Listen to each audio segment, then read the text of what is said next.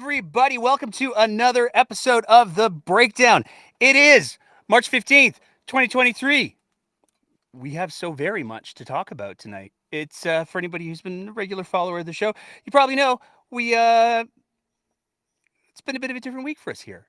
Because on Sunday, instead of our regular live show, we had our fascinating conversation with Dr. Dwayne Bratt, Duane for the record, where we discussed the new book that he edited called Blue Storm: The Rise and Fall of Jason Kenney. If you haven't caught that episode yet, definitely recommend that you take a little time, you check it out. It's a very good conversation. Not only because we get into the book, how it's created, what it's about, the kinds of topics that it tries to cover, all of that sort of thing, but we also talk about the next provincial election. We talk about the Danielle Smith situation. We talk about what the NDP maybe need to be doing in regards to strategy. And we're going to talk about that a little bit tonight for sure, because yikes on bikes. But the very first thing that we have to address is we got to talk about some of the events of the last week. So to start with, let's talk about the big news that dropped. We've been talking about it for quite a while now. And that subject is what we colloquially refer to as Danielle Smith's drug problem. And what we're talking about when we talk about Danielle Smith's drug problem is the fact that way back in December, at the beginning of December, when there was a bit of a crisis going on in regards to the availability of children's pain medication, but more importantly, fever medication, there was a shortage. And it wasn't just a shortage in Calgary. It wasn't just a shortage in Edmonton. It was a nationwide shortage. A lot of different reasons for it. A lot of problems with the supply chain. The federal government was talking about the fact that they were working hard to get that addressed. But for one reason or another, Danielle Smith decided that it was time to own the feds. We're going to show them how it's done. And so Danielle Smith apparently reached out, and again, this is all documented, and I'm not making any of this up. Danielle Smith reached out to a drug company that was owned by Dr. Oz's mom, because, of course, that's what happened. And they don't make the drugs. Now, this is an important thing to realize, is that when we're talking about the children's medication that Danielle Smith wanted to get, not only do they not make the drugs, but they don't actually provide, they don't have the ability to sell them in Canada. So there were some obstacles. First of all, they had to go through the process of actually creating the drugs, making them physically, because what they made were the precursors. So the ingredients, but not the full thing. Then they also had to get all of the approvals to import and sell those drugs here in Canada. They didn't have either of those things. And at the time, back in December, a lot of people went, ugh, that seems weird. Why would you do that? Especially given that the federal government is reporting that the supply chain issues have largely been resolved. The medications are going to be coming back in. Didn't happen for one reason or another. She decided she wanted to go ahead with it. There were some hurdles, and those hurdles have been fairly widely reported on. The first hurdle was they had to get the approval process started. Once they got the approval process started, they discovered that, it turns out that you got to have children's caps, childproof caps on children's medication that's going to be sold over the counter. Because the plan when purchasing these 5 million bottles was that some of them were going to be used for Albertans and some of them were going to be resold to other provinces, other jurisdictions that maybe wanted to use these medications as well for whatever reason. Because again, bearing in mind, the supply chain was having its issues resolved. Do with that what you will. Turns out they also needed to have, especially if you're going to be selling them to the rest of Canada, which is what was part of the plan, bilingual bottles, because we have two languages, official languages in Canada, English and French. If you want to sell a product like that, you have to have the English and French on it. They didn't do that the first couple of times around. So the first batch came in a little while ago, but it was only for hospitals. They managed to get an exemption for the childproof caps and the labels because it sounds like it had already been made without hitting those basic marks. So they said, you know what, we're going to get it imported and approved only for hospital use. Look at us, we're making progress. They finally got a shipment in a little while ago. But where things really get interesting is we had the budget. The budget comes with conversations where opposition members get to ask questions of the government. One of the big questions that's been going on is just how much did this $5 million, 5 million bottles of children's medications cost? What was the cost to the taxpayer? We finally got that answer. What was the total amount of the contract in order to purchase the 5 million bottles from Atabay? Yeah, so and this is on the expense side. AHS will spend $64.2 million in 23-24, which will be a one-time expense. And total cost is $80 million, of which $15.8 million is spent in 22-23. $70 million is the cost of medication, while $10 million is the cost for shipping, waste disposal. So there you have it, $80 million. People done some estimates. It works out to about $14 a bottle for these children medications, this off-brand medication that arguably we don't need.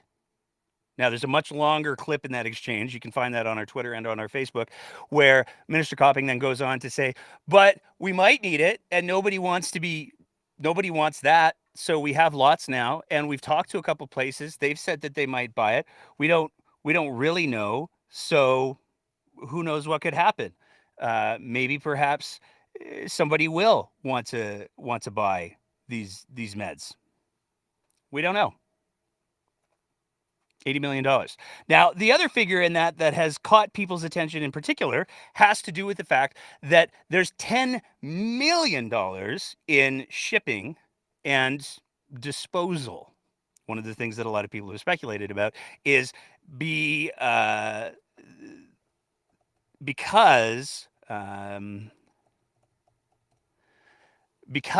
all of these medications were bought in such large quantity that there was a possibility that the medication simply wouldn't be available or be able to be used in time for them to be sold. They would expire. And so looking at a $10 million figure, when there's a lot of people who have estimated the shipping costs to be in the neighborhood of $1 million,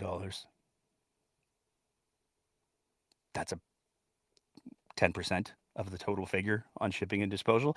There's a lot of people who are speculating that this figure is baked into not only provide shipping to the other jurisdictions, you get shipping free when you buy off-brand meds from Alberta, but also to be able to dispose of these incredible quantities when they expire. At the end of the day, though, the bottom line, $80 million is what we paid for these medications that are now readily available on children's shelves in pharmacies. One other little thing that we wanted to touch on real quick. Danielle Smith did this event.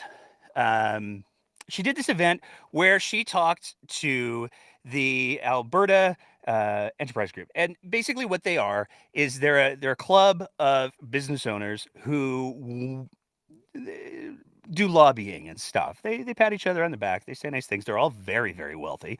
Danielle Smith used to be the president of that organization. Well, she decided to have a special little meeting where she was going to have a meet and greet exclusive. If you bought a ticket and you were a member of this organization, you get an hour of free time with the Premier of Alberta. That's not sketchy at all. But then she went ahead and did a speech. In the speech, she made a clever little joke where she said, those emergency alerts that everybody got, we got like 6 of them. It was the feds. And she continued to say in other places that it was a problem with the federal government not being able to talk to Alberta's system. Well, it came out about today. That's not true at all. That's not what the problem was. It had nothing to do with the federal government. It was a whole other thing entirely. So once again, and this is going to be a bit of a recurring theme tonight, Danielle Smith lies a lot. There's some other big events that we got to talk about. We got like 10 things that we're going to talk about. And we were going to try to open it up to the floor, but apparently the Twitter Spaces is not working. Thanks, Elon. So you guys are stuck with me ranting for an hour. Sorry. But one of the big things that we absolutely have to talk about has to do with oil prices. As renowned economist Trevor Tombe noted earlier today, oil prices have dropped significantly. Um, and there's some things that are important to realize when we're talking about oil prices because of how much of the Alberta budget is dependent on oil and gas royalties. Dr. Tombe has noted in multiple places that a $1 change in oil prices equates to $630 million in the Alberta budget, up or down. So if the price of oil goes above the projected price of oil that was used to figure out how much money we're going to have to play with the budget, if it goes up, we make $630 million. If it goes down, though, we lose $630 million. And as Dr. Tombe noted, the prices that we saw this morning would have resulted, if sustained, in a $5 billion, that's billion with a B, loss to provincial coffers. Now, this is where I'm going to do another little bit of a shameless plug, because we actually have this Sunday, we're doing another one of our airing the interview for everybody. Sunday night, we sat down with Dr. Tombe. We got an hour-long conversation with him where we talk about not only the provincial budget, not only the effects of relying on resource royalty revenue and the instability that it creates, like we're seeing here today, but we talk about maybe some solutions. What could we do to make Alberta's fiscal situation a little bit more stable? I would personally argue that dropping $80 million on unneeded children's medication probably would be a great place to start, but that's just a drop in the bucket. But the point is, if oil prices had stayed where they were, it would have been a huge impact on what Alberta's fiscal outlook looks like. And when we take a look at the last 6 months of oil prices, it's not exactly a great trend. If you look on your screen right now, because I know y'all are watching because the audio stuff isn't working. If you're listening to the podcast, I promise I have a very fancy graph up right now. You can see that over the last 6 months, things haven't been exactly stable. They've been trending downwards, which isn't great. And if we take a look at just today's numbers, we can see when midnight rolled around, we saw a big drop. The low today was $66.74. It went back up right before we went to air, $68.38. So that's a slight improvement. But when you bear in mind that what we're talking about in regards to oil prices is every dollar below the projected amount, $70, works out to almost $1 billion.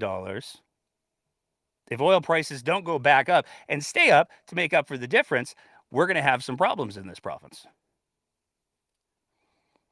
Moving on from there, we got to talk about this dude. This is John Carpay. Mr. Carpay, he's had some problems. It's been well documented that not only has Mr. Carpay been the center of a great deal of controversy in regards to his stance on social issues, his stance on COVID, his stance on health protections, all of those sorts of things. But he's had some more legal problems. Came up a little while ago that Mr. Carpay had actually paid a private investigator to follow a judge who was hearing a case that the organization that Mr. Carpay is affiliated with, JCCF, or the Justice Center for Constitutional Freedoms, which is a registered charity, same registered charity, by the way, that Danielle Smith donated anywhere between $60,000 to $90,000 of, some people might say, misappropriated GoFundMe dollars for maybe a super sweet tax write-off, because the JCCF is a registered charity. Mr. Carpay's got himself into some legal hot water. But let's go back to the first picture, because this picture was actually taken at one of the anti-health protections rallies that occurred in Calgary. We took this picture from the online publication, the the Western Standard. We're sorry. But we took this picture from the Western Standard, and this is a picture of John Carpe, and as it turns out, his son. His son is named Victor. Now, why are we talking about John Carpe's son? Normally, we don't talk about people's family. The general rule is if you are off to the sidelines in the political realm, we're gonna stay away from that because you don't mess with people's kids. That's fine. But maybe if you're an adult, maybe if your dad is John Carpe and he has all of this controversy surround him, he has close affiliations with Danielle Smith. There have been allegations about what kind of promises Danielle Smith may or may not have made. Maybe that gets relevant a little bit quickly, especially if you happen to be a caucus intern for the United Conservative Party at the legislature. We got this little tip where it turns out that Victor Carpe is John Carpe's son, and he has been given a job as a caucus intern at the Legislative Assembly of Alberta, which is full of questions. John Carpe was one of the big backers of Danielle Smith in her leadership race. All of a sudden, his son gets this nice little internship. There's lots of questions to be asked. Moving on from there, we got to talk about the body camera thing, because one of the other announcements this week that came up was the province had decided, hey, you know what? We got to hold police accountable. We got to rebuild public trust. Right now, Edmonton wears body cameras. That's cool. Or sorry, Calgary wears body cameras. That's cool and everything. Everybody should be doing it. All the police officers in the province should be wearing body cameras. We're going to make this decision for transparency and safeness and all of those things. And there is some anecdotal evidence that body cameras do help to encourage a little bit more responsibility from police officers. But there's also some evidence that suggests maybe not so much. Because the trick is you got to turn them on. And if you don't turn them on, then they don't do a whole heck of a lot in that regard. We've also seen no shortage of footage from across not only the United States, but very much so in Canada as well, where body camera footage shows behavior from law enforcement that is, if not harmful, certainly illegal. There's no shortage of body camera footage that shows assaults and unlawful use of force and all of those sorts of things. So it's a bit of a double-edged sword. When they made this announcement, we even put a tweet out to this effect where we said, hey, you know what? This seems like a good thing, because if this does help to build public trust, if this does help to prevent abuses of power, that seems like a good idea. But we included, in our past experience with the UCP government, when we see a good looking announcement come out, it's usually because somebody's getting paid. Well, it turns out somebody's getting paid, because when you take a look at the lobbyist registry, we can see very clearly New West Public Affairs, in particular Monty Solberg, and that's an important name, have been lobbying Alberta Justice and the Solicitor General to promote the use of in-car and on-officer video, including body-worn cameras and some other things. Doing this on behalf of an organization called Axon, apparently. Now, there's some things that you need to know about New West Public Affairs, starting with they're pretty much a revolving door for Conservative staffers and Conservative elected officials who spend some time in government and then spend some time lobbying, and then spend some time in government and then spend some time lobbying. Monty Solberg, you'll see, as the CEO, he's got honorable in front of his name. He's served as an MP. He's been involved with multiple conservative organizations over the years. He's got 2 kids. Michael Solberg, also working with the organization. He's a partner. And as you go through, you find some other names that are kind of familiar. Christine Myatt worked with the UCP government while they're in government. We can take a look at a bunch of other people who have been heavily involved with UCP. Sonia Kant is another example, and who have landed at, for some period of time, New West Public Affairs. Here's where it gets complicated. One of the people who is listed currently as a partner at New West Public Affairs, according to their own LinkedIn, is Monty Solberg's other son, Matt. Matt Solberg goes way back in conservative movements as well, way back in government, and in fact, currently works as the executive director of caucus for the United Conservative Caucus office. So let's just be clear on where we are so far.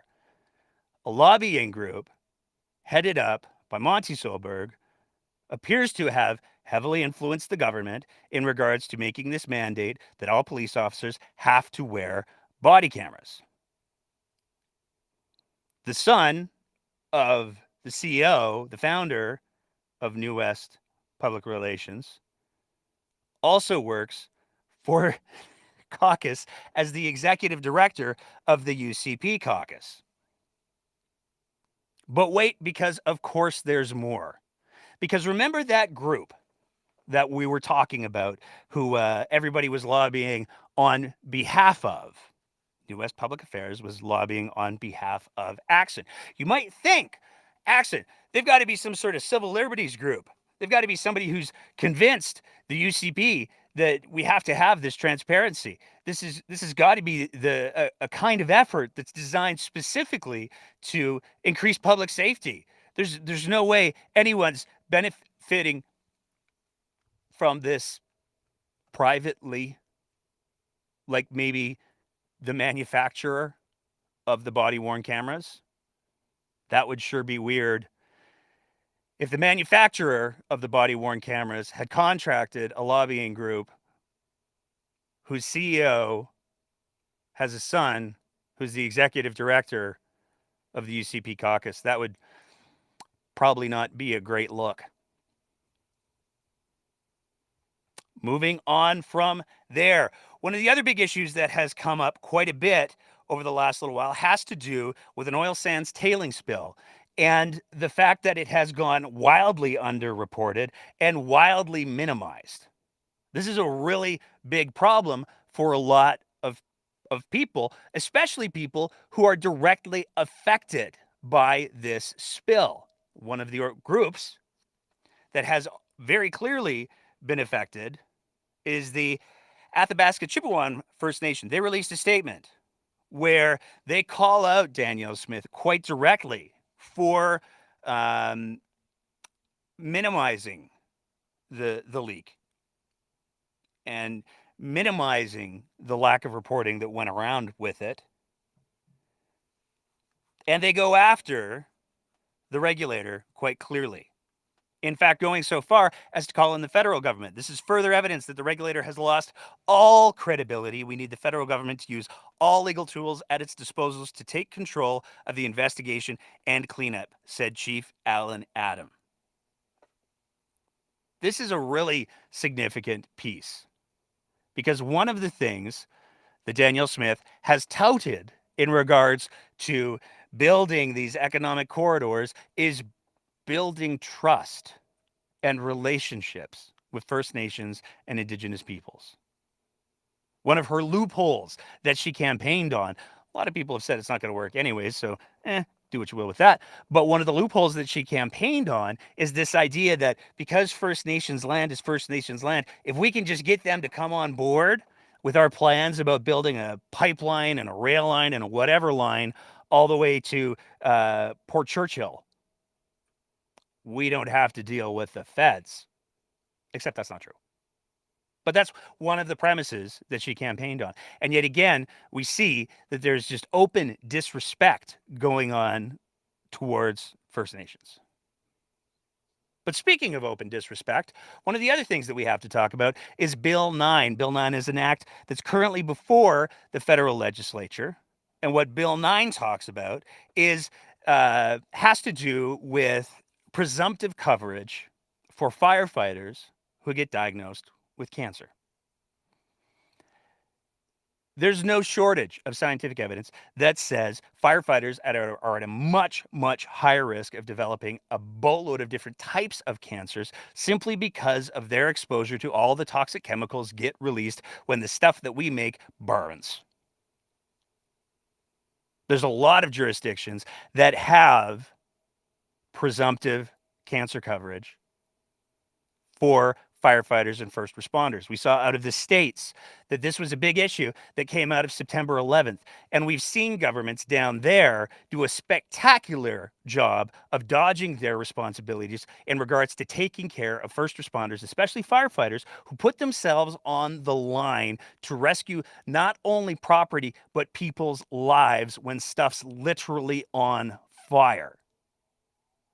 Now, one of the requests that has been made with this bill, because it's not currently included with this bill, is that presumptive coverage should go retroactively to include, for example, firefighters who responded to the Fort McMurray wildfires. Because there was a lot of crazy stuff that burnt down. There was a lot of toxic stuff that was released. The government's response? That would complicate things. So rather than take care of the first responders who showed up to deal with the Fort McMurray wildfires and try to prevent as much damage to property as possible, many of whom left their families for days and weeks, municipalities like Calgary and Edmonton rotated in members of their own fire departments to supplement the needs of what was going on in that community. Because one fire department simply couldn't fight it. Fire departments from all over Alberta and, in some argument, Canada showed up to fight that wildfire. But the Alberta government is saying that if any of those firefighters got diagnosed with cancer, that seems very complicated. We can't deal with that. It's absolutely wild. On a bit of a detour from our planned content, it's absolutely wild to me that at the same time that the provincial government is saying, whoa, we can't cover people who attended to Fort McMurray because it would be too complicated. The far right is currently circulating memes that lie and say that the government at the time, the NDP, they didn't do anything. They let Fort McMurray burn. If they let Fort McMurray burn, then no firefighters would be exposed. No firefighters would need this presumptive coverage. This is not gosh, we love the NDP around here because, as you'll see a little bit later on the show, we're going to take them out for a walk too. But we have to start having conversations in this province about what we're actually talking about, not inventing lies to score political points. And on that note, that segue just wrote itself. On that note, we got to talk about a little problem with the provincial campaign, because we talked a little while ago about how the rhetoric that we're seeing, particularly from organizations on the right, the rhetoric that we've seen from Danielle Smith, the inaccuracies that we've seen from Danielle Smith, the lies that we've seen from Danielle Smith, combined with the fact that we have organizations like Take Back Alberta and the Alberta Prosperity Project, who are just firing people up with what is, quite frankly, bullshit. But they're radicalizing people and they're weaponizing people. And more than a week ago, we said this is going to be a scary campaign. And it turns out, as we see through a video that's been circulating on social media, it's already started. Yeah, we're going to respectfully disagree on that. I'm going to go chat with more neighbors. It's totally No, so fine. why don't you want to finish this conversation? Like, your party is pushing an unproven vaccine onto people, and you're standing here laughing. Yeah, you find that funny? We've got different, I guess you're reading some different facts, but you enjoy your... No, these are facts. There's only one set of facts, but politicians have two sets of facts. Thank you, man. You know, Rachel Notley is trying to force on-study vaccines on people, and you guys are promoting this? Do you not realize how many vaccines, how many people have been injured and killed by these vaccines? And you want to know something else while you're laughing and smiling that I'd like to share with you? My two sons are dead. My two sons are dead. So you keep smiling about that. One of them died on January. Well, you've been smiling ever since I've been talking to you. You've been standing there laughing. One of them died at 34 years old, New Year's Day. He left behind a 1-year-old and an unborn child. No, listen to me. We're going to agree to disagree here. What are you going to disagree about? Whether or not my sons are dead or alive? I'm trying to tell you something. I'm trying to tell you what these lockdowns have caused. You're screaming, ma'am. I'm sorry, but we're just going to. That's because you cut me off. And it's not screaming, it's raising. We got to talk to neighbors. I'm sorry. And what am I? Because I don't agree with you. You're going to go on to somebody else. Go to a different block. Let's just move, guys. Go push your bullshit someplace else. Your communist bullshit. I will never have a great day because my two sons are dead because of people like you. Because keep walking and laughing. It's so funny. People dying and dropping dead all over the place. No, it's not okay. People's children dying is not okay. Now, that whole video actually goes on for about 5 to 6 minutes. And I want to start by saying it's profoundly tragic that this woman has lost her two sons. We're not going to make light of that. We do have to point out some things, though, because not only is there a boatload of inaccuracies in regards to what she said in regards to vaccines killing millions of people, we're not going to try to fact check the whole thing. There's a couple pieces that are important to kind of highlight. That was the NDP candidate for that area who was door knocking, and he was confronted with this woman. He tried very hard to disengage. She literally chased him out onto the street and then chased him down the block, spouting these lies and these falsehoods about vaccines. She goes into other subjects as well in the whole video. We didn't want to air the whole thing because we didn't want to have to fact check the whole thing because it's just conspiracy theory after conspiracy theory after conspiracy theory. And here's the real tragedy in that. Most of what is driving this woman is demonstrably false. And unfortunately, it appears that has led her to a place where she's willing to even to try to weaponize the death of her own kids, because she did an interview with the Rebel way before this thing happened where she made it clear that her two sons had died from opioid overdoses. And that's absolutely tragic. And again, we're not going to make light of that. And there are very real conversations to be had about the socialization or social isolation that some people experienced during COVID. There's very real conversations to be had about how the drug supply got exceptionally toxic during COVID because the global drug supply chain was made almost impossible for people to access. There's no question that we saw a huge spike in opioid deaths. There's no question that we saw a huge spike in the opioid crisis. But that wasn't because of the natural disaster that we call COVID. That was because of the natural disaster that we call COVID. It wasn't because of the measures that were taken to try to minimize the loss of life as we, as a society, collectively navigated that disaster. It is incredibly tragic that her sons died. But what is even more tragic is the fact that there are people who will prey on that, and worse, people in positions of leadership who will not offer any sort of correction because it's politically expedient. And it could only be made worse if there was video of somebody who is a political leader in this province being confronted by this same woman with falsehoods. And instead of saying, you know what, ma'am? I understand that you've heard that, but it's simply not true. Instead of saying that, this person chose to sidestep the question and correct the conspiracy theories that were, their spouse corrected their conspiracy theories that were about themselves.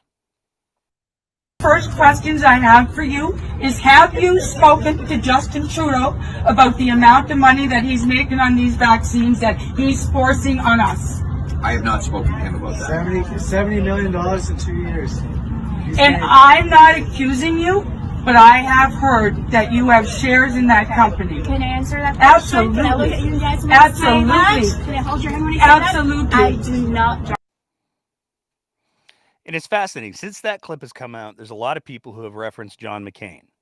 For anybody who's not familiar, during a town hall, John McCain, when he was running for president of the United States against Barack Obama, was asked a question that had to do with Barack Obama's birth origins. Now, John McCain could have sidestepped the question. He was a profoundly eloquent speaker. But instead of sidestepping that question, John McCain decided to say, you know what, ma'am? I appreciate what you're saying. I appreciate your support, but what you just said isn't true. Barack Obama is a good man. He and I disagree on political things. That's why I'm running against him. But we shouldn't be sharing lies like that. That is the kind of leadership that we deserve. And it's very clearly the kind of leadership that federal Conservative Party leader Pierre Poilievre couldn't muster in a moment where he could have helped this woman. Very clearly, she looked up to him. Very clearly, she respected him. He could have very easily said, you know what, ma'am, I have a lot of disagreements with Prime Minister Trudeau. I have a lot of issues with him. That's the whole reason why I'm running to be the Conservative leader of Canada. That's the whole reason why I'm running to beat him in the next election.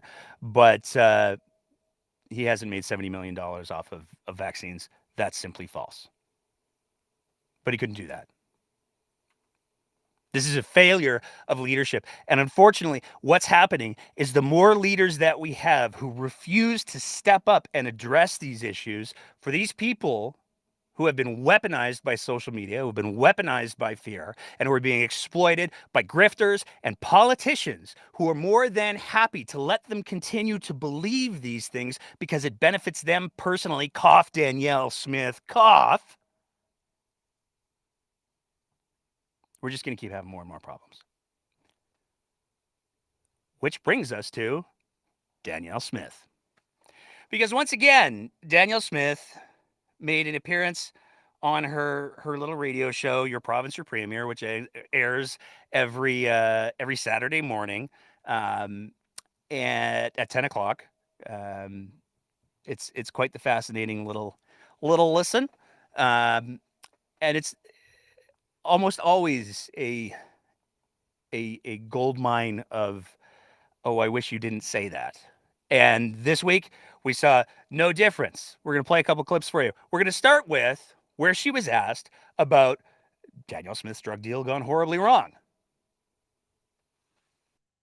For full delivery of $80 million of children's medication, but it appears that enough from regular sources has now shown up on most pharmacy shelves, so we're pretty much committed to paying for supply that we don't now need. Could that money have been better spent in the health system? You know, I go back to where we were in when I first got elected in October, with the opposition saying that the system was on the brink of collapse and that parents couldn't get medication. They were crushing it up at adult medicine, crushing it up and putting it into yogurt so their kids would eat it. Or even if someone was away going to Mexico or the U.S., bringing some back, and then parent groups were trying to share it to get some kind of access to these medications. When you have a parent who has a young child who has a fever that won't break, and they're worried about febrile seizures, and they're taking their kids into the hospitals and worried as well that they're not going to be treated there. That was what was on my mind. And I can tell you that we did get the initial allotment for our hospitals several weeks ago. So that gave me some peace of mind that at least if we continued to have shortages, that parents would be able to go to hospital and be able to get the treatment that they need. And we will have additional amounts on the shelves. This isn't a problem that's solved yet. I mean, I really wish that the supply chain issues globally were over, but they're not. So we still have the potential, as we all know at this time of year, for another surge in virus. We know that other provinces are continuing to have surge and shortage problems. We have been in contact with some American states that are having problems with supply. So we will recover much of this cost. I just think people expected me to act. I did act. We I had a little more complication dealing with Health Canada than I expected. So we live and learn. It'll help us for next time that we need to source something. But I feel pretty confident that we've given the parents the assurance that they need. Now, there's a whole lot to unpack in this clip. First of all, we need to address one of the things that Danielle Smith talked about, and this is something that no shortage of pediatricians have already tried to address. Fevers are scary. There's no question. And anybody who has had small kids and has had their small kid have a febrile seizure or a seizure that's brought on by fever not only knows how scary they can be, but hopefully they also know that they're self-limiting and they're not life-threatening. Fevers aren't life-threatening in and of themselves. They're not. It sucks. It sucks to be a parent watching your kid be sick. It sucks to want to be able to do more. But fevers don't equal death. And the fact that Danielle Smith continues to propagate this fear around fevers, which is part of the body's natural immune response to kill off bugs, that's a real problem. There has also never been any reported shortage. We Googled the hell out of this. And there's never been any shortage of Tylenol, acetaminophen, or ibuprofen in children's hospitals.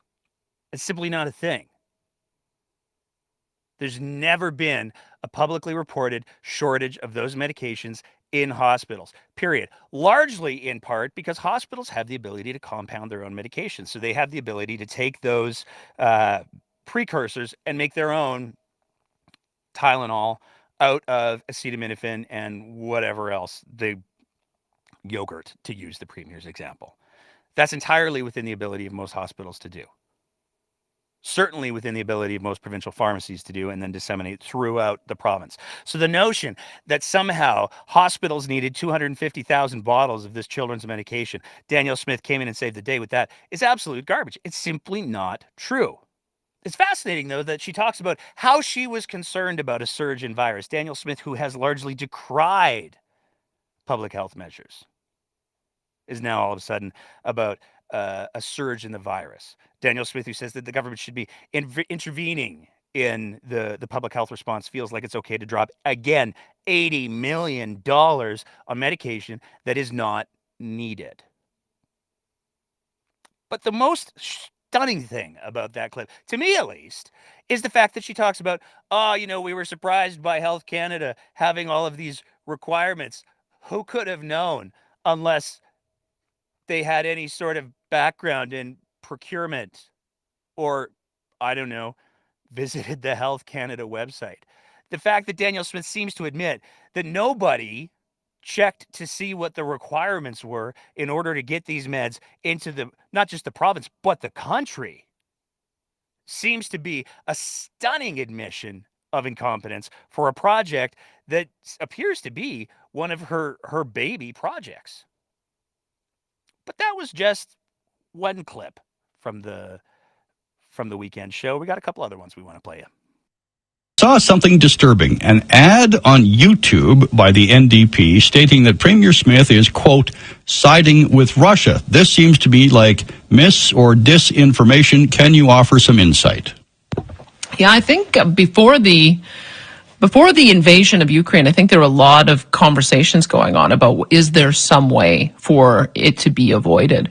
And so I asked the people who were following me at the time about just some suggestions. Is there some way that this can be avoided? And I think that got misconstrued once the invasion happened. And I think once the invasion happened, we have been standing shoulder to shoulder with Ukraine. That's some bullshit. That is some unmitigated bullshit. Danielle Smith is trying to frame it like she never said anything that was inaccurate or critical about Ukraine's response to the Russian invasion after the Russian invasion happened.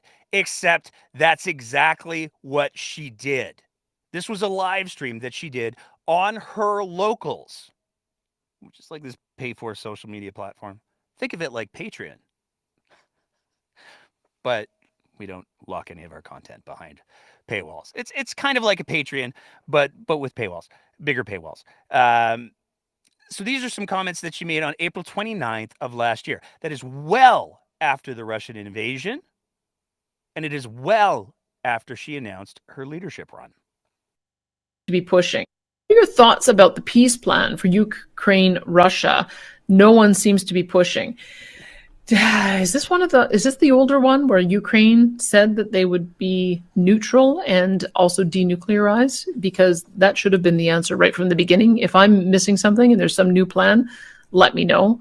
It would be absurd, if you want to try to draw a parallel, it would be absurd for Canada to have nuclear weapons and be allied with Russia and not think that that was going to upset America. So why would we be surprised if Russia is upset because Ukraine has nuclear weapons and is allied with the United States? So I think the only answer for Ukraine is neutrality. And there's been thriving nations who have managed with neutrality, Switzerland being the most obvious example. What are your thoughts about So here's the thing with that. Danielle Smith's key point seems to be, well, if Ukraine had known what was good for them, they would have never had those nuclear weapons. If you're going to have nuclear weapons, you have to be neutral. That's premised on the idea that Ukraine has nuclear weapons, which they don't, because they were all repatriated back to Russia after the breakup of the Soviet Union. Ukraine got all of its nuclear weapons back to Russia by 2001. But rather than say, wow, that sounds like a really complex international geopolitical question, I don't know what the plan is that you're referring to. And honestly, I am not an expert on international geopolitics. So, let me do some reading or some research and get back to you. But no, instead of that, Danielle Smith on April 29th of last year decided that she was going to make shit up.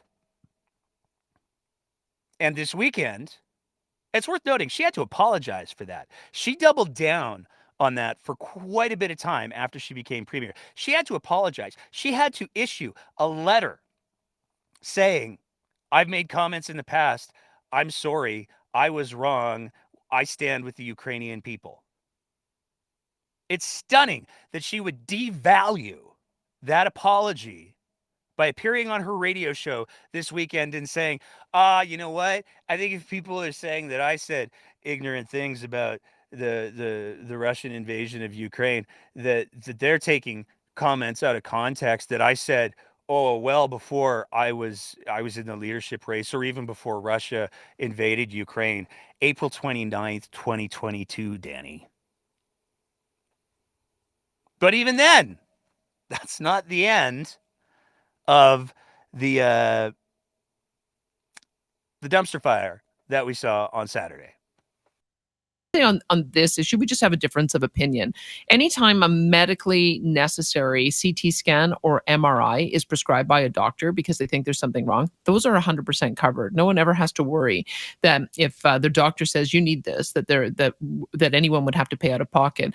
Well, but there are some people who like to have sort of a second opinion, or like to go on an annual basis to just make sure that for their own peace of mind that they're able to access these services. And in a certain number of those, they might find something is wrong, like stage 4 cancer, at which point they get into the queue along with everyone else so that they can be treated. So I think that we just have a difference of opinion about whether or not people should be allowed to pay their own money out of pocket to get a second opinion and that level of assurance. And we're going to continue to press on them that we are not out of compliance with their policy. Medically necessary and prescribed MRIs and CT scans are fully covered.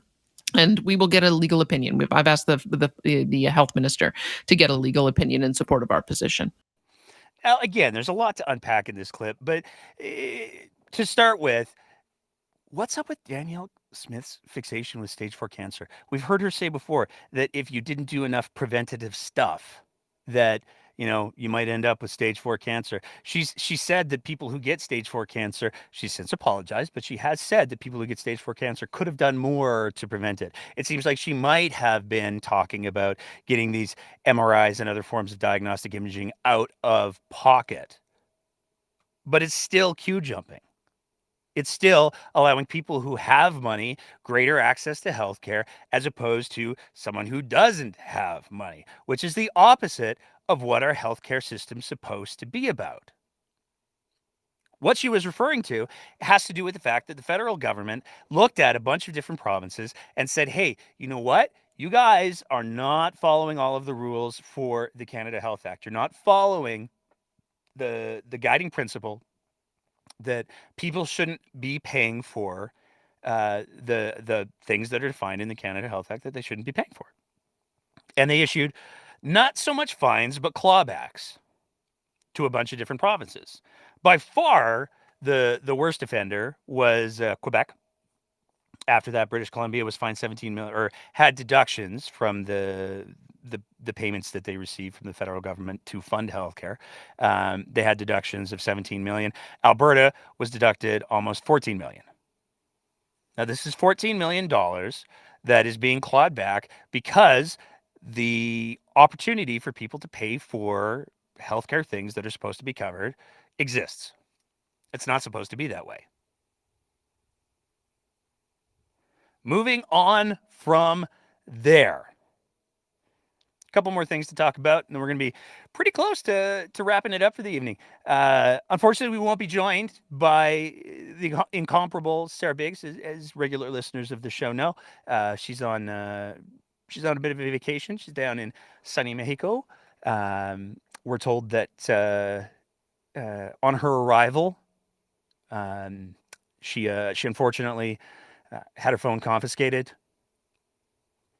by her husband, which is good because she's supposed to be on vacation. So we're not going to get the normal Sarah Biggs back and forth, but we do have a little bit of a comms piece that we're going to be talking about towards the end. And I have done my homework. We've reached out to a bunch of other comms specialists, and Sarah did send us a little bit of a summation for some of her thoughts on what we're going to be talking about. But before we get to that, we got to talk about Take Back Alberta. Take Back Alberta, as you may or may not know, is the grassroots organization / third-party advertisers / coup of the UCP, depending on how we choose to view it, that has been organized ostensibly as a grassroots reaction to the democratic problems that we have here in Alberta, where they're trying to get people more engaged, which is an admirable goal. Unfortunately, it seems like their grassroots grew more in BC than anywhere, and that they have significant ties to, of all things, the founder of Lululemon, because of course they do. But they've been quite active. They're getting more and more attention because they are doing an amazing job of taking over constituency associations for the UCP. They're doing an amazing job of making sure that candidates that they want to see get elected. And they are spectacularly organized. This was one of the other topics that we spoke with Dr. Bratt on our last episode. Well, they put out a little bit of a newsletter, a bulletin, where they talk about, hey, the cultish leader of Take Back Alberta he's doing a tour. Here's all the places he's going to. Hey, there's great ways to donate. You can anonymously put cash in the box provided, which to some interpretations is a pretty major violation of election law because those are not trackable donations. You can send an e-transfer, you can pay by credit card, or you can compose a check, which I think might speak to some of their target demographic a little bit. But they also talk about who their organizers are. Who are the people that you should be talking to? And there's one name that kind of jumped out and bit us a little bit, because if you're in and near Calgary and you want to volunteer, you should talk to Roy Bayer at gmail.com. And that name struck a little bit of familiarity with some folks. Roy Bayer's profile, pretty clear. Strong and free Albertan. Co-founded Taking Back Our Freedoms. Now leader and Calgary rep for Take Back Alberta. Roy's got a bit of a history. And it's worth taking a little bit of a look at, because as you do a little bit of digging, a little bit of background research on Roy, things start to get pretty interesting. And we're just going to do some of the highlights of what we have. Back in 2009, the Alberta Securities Commission settles with a land development company. Oh, look, there's Roy, who agreed to pay $20,000 in settlements regarding allegations of misleading or untrue statements about the proposed Spruce Ridge Estates real estate development project. $20,000 in settlement and $5,000 in costs. That's just 2009. Moving on from there, we can go to 2019, where Roy had a variety of penalties that appear to have, or at least somebody named Roy Bayer had a variety of penalties that were inflicted on him by the Alberta Securities Commission. Under Section 198 of the Act, he must resign all positions he holds as a director or officer of any issuer, registrant, investment fund manager, recognized exchange, recognized self-regulatory organization, recognized clearing agency, recognized trade repository, designated rating organization or designated benchmark organization, and a bunch more stuff, including an administrative penalty of $75,000 and a costs amount of $20,000. But it's not just Alberta that has some concerns with Roy, because the Ontario Securities Commission also had some issues with some of Roy's apparent business dealings that had to do with, again, allegations of funds being repurposed for things other than what they were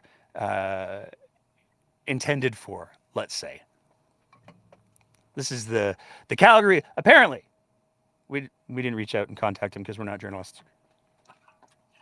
But this is the Calgary organizer of Take Back Alberta. That seems not at all something to be cause for alarm, right? Moving on from there. We got to talk about the NDP's communications. And I have a feeling that even though Sarah Biggs isn't here tonight, she would probably have some very passionate thoughts to share about this particular topic, because there's some growing concern. And this was summarized again. There's lots of people who have written articles about this, but longtime political reporter David Klimenhaga, he wrote an article on March 13th where he's talked about the growing consensus that Alberta NDP's communication strategy is failing, calls for tougher approach. Now, it's not just David who's saying we got a problem here. In the article, he also has Thomas Lukasik saying, I don't think the comms are working. I don't think they're reaching people. It's not effective. We're running out of time here. Most tellingly, though, he also has some very real concerns from Brian Mason, who was kind of a big deal in the NDP a little while back. Kind of an important figure. He's raising some concerns. We've seen Charles Adler, longtime commentary, longtime political watcher. He's got some concerns. Lots of people are raising the alarm about the NDP's communication strategies. And then we had two major events that came out. First one, Sunday night. It's the Oscars. Hey, Alberta. Tonight isn't for political speeches. Well, it is, but I'll leave that to the celebrities. Tonight, I want to take a moment to celebrate all the amazing artists across Alberta. As Premier, Here comes the political speech. I can't wait to bring more of the world's biggest TV and film productions here to work with our amazing local industry and talent while showcasing Alberta's natural beauty. Enjoy the Oscars, everyone! You guys were seriously playing me off? Now, I'm going to give some thoughts based on some comms folks that we've spoken to in the last couple of days. But it's important to remember, if the joke's funny once, you should definitely tell almost exactly the same joke in the exact same way again. Hey, Alberta. Tonight, our province hosts the Junos. Well, you knew that already. But don't worry. I'll let others do the political speeches. I wanted to take a moment to celebrate all the Alberta artists who make our province great. As Premier, Here comes the political speech. an avid music fan, I'll work every day to support our creative industries and create an even more vibrant art sector. Enjoy the Junos, everyone! You guys were seriously playing me off? Let's talk about this, shall we? Because there's some problems here. And I need to be really clear. It's a cute little bit, but there's some things that are important when it comes to jokes, to comedy. One of them is the ability to execute them. And unfortunately, that's not exactly happening in either of these videos. So here's the first question that you need to ask yourself. And I know as I say this, there's probably a boatload of NDPers who are saying horrid things in the comments and defending the videos. But here's the thing. Ask yourself who the audience for those videos were. As has been noted across social media, is the NDP really in that much risk of losing the arts vote? Is that where they see the hemorrhage coming from? If your answer to that is yes, then that means that the NDP is actually in way worse shape than even the most cynical pundits are raising the alarm. We have ads that clearly, given the time where they were bought, these were bought during the Oscars and the Junos. This is not cheap ad time. The NDP very clearly has more than a little bit of money to burn. So the question then becomes, why are they paying to put these ads out and being produced in the way that they're produced? So you're targeting the arts. That's cool and everything. Maybe not the best ad spend that you could kind of put it towards. But here's the other question. And I got to be really clear. This is not based on, to some degree, it's my own opinion, but this is also based on reactions from a lot of the mushy middle people that are being courted by both the UCP and NDP and by most pollsters and politicos standpoints. These are the people that everybody's trying to get. So I'm going to play one of those videos again, but here's the question. Which of these moments, if you had to pick a moment in all the different little scenes that we have in this video, which seem the most sincere? Hey, Alberta. Tonight, our province hosts the Junos. Well, you knew that already, but don't worry. I'll let others do the political speeches. I wanted to take a moment to celebrate all the Alberta artists who make our province great. As Premier, Here comes the political speech. an avid music fan, I'll work every day to support our creative industries and create an even more vibrant art sector. Enjoy the Junos, everyone. You guys were seriously playing me off? The most real moment in that ad is the very, very end. The first huge chunk of that video and the other ad read as being very badly performed off of a teleprompter. If you're going to have Rachel Notley read off of a teleprompter, you don't want to finish with a punchline that has her ostensibly dropping an F-bomb and having that come off as the most authentic moment. That's not going to be the push that's going to get people who are the mushy middle voters. It's off-putting.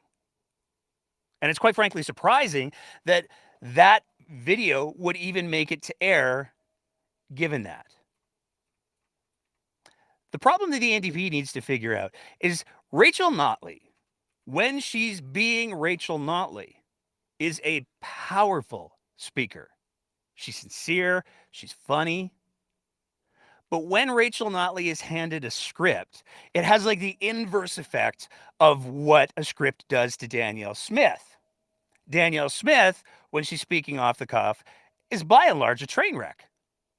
Give her a script, as we saw with the provincial address, she's able to execute that extraordinarily well. Rachel Notley, when she's speaking off the cuff, comes off as powerful, she comes off as honest, she comes off as passionate, she comes off as sincere. But stick her in front of a teleprompter, stick her in front of a script as opposed to talking points, especially when that script requires her to execute on a joke that requires a little bit of preamble to set up, and it just doesn't land. One of the big criticisms that a lot of people have had about the NDP's communications is it seems to be targeted to people who have already decided to vote NDP. If you are really that concerned about keeping that vote, as I said earlier, you've got some problems. The biggest obstacle that the NDP very quickly needs to figure out how to navigate is how to speak Calgarian. Because Calgary is going to be the battleground in this election. And spending boatloads of money on advertisements that come off as insincere and whose most sincere moment features her giving her staff grief isn't a great impression. That's just the reality. I think we've come to the end of the show for tonight. The only other thing that I want to say is, as somebody who tries to trade in jokes and humor, but isn't trying to lead a province, one of the things that's really important to keep in mind, one of the most powerful moments that I've seen in politics, there was a politician that I used to be quite fond of, no longer in politics, but they had a joke that they would do repeatedly, and it was a joke that had to do with fundraising, and they were able to execute on that joke really well. It was campy, but because they were able to lean into it and it was well practiced and they came off as sincere, the delivery piece is so important. If you tell a joke badly, it's just not funny. That's just the reality. Here's the other thing that I want to say, just as a little personal editorial bit, because I can see, as I predicted, the comments are very unhappy. There's a thing that happens when you're talking to people, and where the phrasing and the questions and all of those things gets to be really, really important. And if you talk to pollsters, they will happily tell you that the format of the question is critically important. What you get in conversation with people is very rarely where they actually land. People navigate conversations with a bunch of different ways, but the biggest one is they try to avoid conflict. So when you're talking with people, there's a lot of people who will say, I will totally support you. But the reality is they've got all this other stuff that's going on in the background that's complex, and they don't want to deal with. They don't want to bring into the conversation. There's only one decision that matters in this election, and it's going to happen in the ballot box. And the only way that leaders on either side are going to sway anyone is going to be with real policy, sincerity, and giving people something to vote for. In all of the polling data that we're seeing that the undecided number is going up. Now, it's true, a lot of that is hemorrhaging from the UCP, but it's hemorrhaging from the UCP because the UCP currently has a leader that is off-putting to a lot of people. The problem is that the NDP, for whatever reason, is currently branding Rachel Notley in such a way where people who have conservative leanings, and let's remember, as much as the NDP made historic gains in the last election, they still weren't in a place where they could form government. The NDP needs to learn how to speak Calgarian. That's the bottom line. If they're able to do that, then some of the ridings that are currently leaning indeterminately or leaning in the other direction may or may not go to the NDP. I'll be really clear. For my own personal bias, and I'm taking myself away from the show. This is just me speaking for me, not anyone involved with the show. I don't want to see the UCP form government. A Danielle Smith government scares the crap out of me. I would love nothing more than to see the NDP be able to step up with a powerful and effective comm strategy. Because the policies that Danielle Smith is talking about, the ones that she's put on the shelf for the time being, that we know she's going to come back to, those are very scary. I don't want to see a UCP government. And for anybody who's familiar with my personal political journey, I got involved in politics to run against the UCP. I was scared of what Jason Kenney was going to do to this province. I was scared of how Jason Kenney was going to radicalize people. I'm more scared now.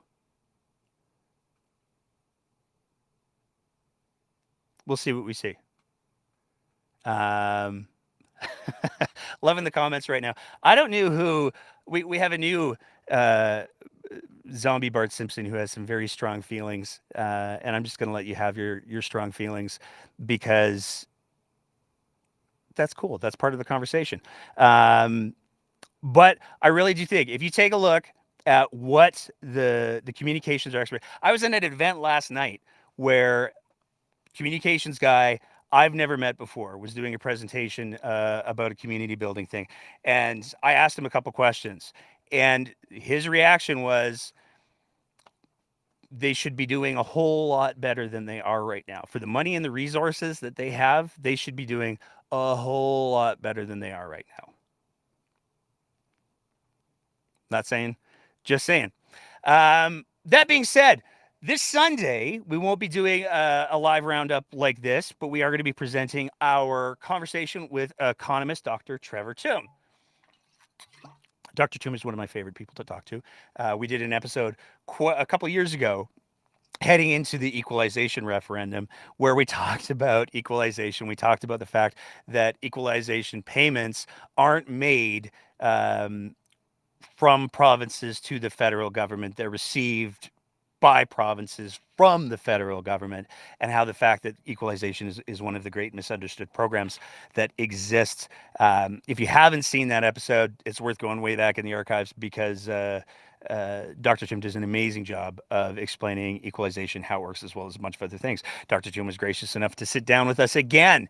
We're going to be presenting that interview on Sunday. Like I said earlier in the episode, we talk about the budget. We make a little bit of sense of the budget. Dr. Tombe puts some excellent things in perspective. And he also talks about, again, as we started the show, talking about the resource royalty roller coaster.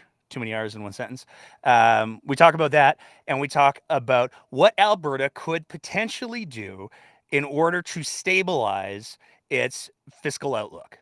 It's a fascinating, and the thing that I love about Dr. Tombe is that he does an amazing job of presenting what many people would interpret as profoundly dry information in an accessible and entertaining way. So we're dropping that on Sunday for the public, but for our Patreon supporters, it'll be up tomorrow. That being said, if you're not one of our Patreon supporters, you can sign up to be one of our Patreon supporters at www.patreon.com/thebreakdownab. Biggest benefit is you get early access to our interview episodes. Also, if you stay a Patreon supporter for a little while, you get some swag, depending on the level of Patreon support that you sign up for as little as $5 a month.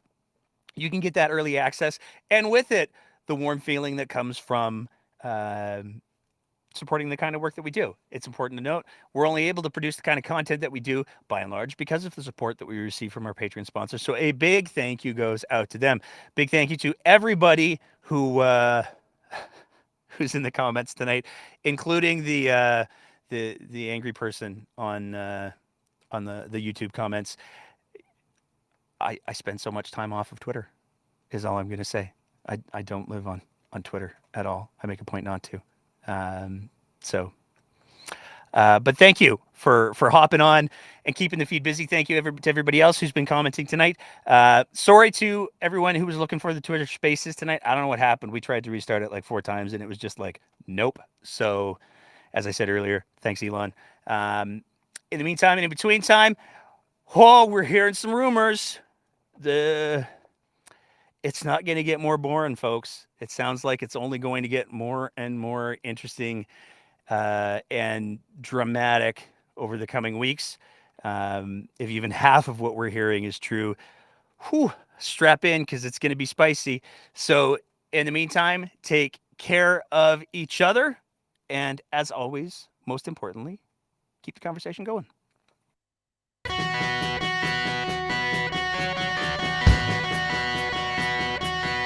Thank you.